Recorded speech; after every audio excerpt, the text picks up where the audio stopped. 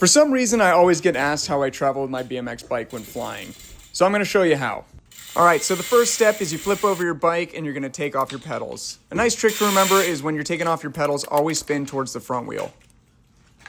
After that, I flip the bike over, and since I run brakes, I have to disconnect the gyro so I can remove the handlebars from the forks. Once the gyro is disconnected, I loosen both sides of the stem, and then I'm able to remove the compression bolt, which holds everything together. After that, I just wiggle the bars a little bit so I can remove them from the forks. Then I start to remove the top caps, the spacers, as well as the headset bearings. Sometimes I use my fork to hit the bottom headset bearing out. One little trick I like to do is put everything back on the steer tube just to make sure I don't lose any of it while traveling. And last but not least, I let a bit of air out of the back tire and the front tire just to make sure that they don't pop while flying. Now that everything's taken apart, it's time to put it all in the bag.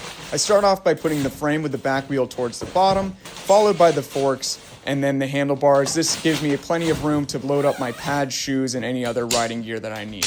Once the bike is packed, I use this front pocket to store things like my pedals, my tools, especially any type of socket because TSA will take it, as well as a small bike pump so when I get to my destination, I can fill up my tires. And that's it. That's how I travel with my BMX bike.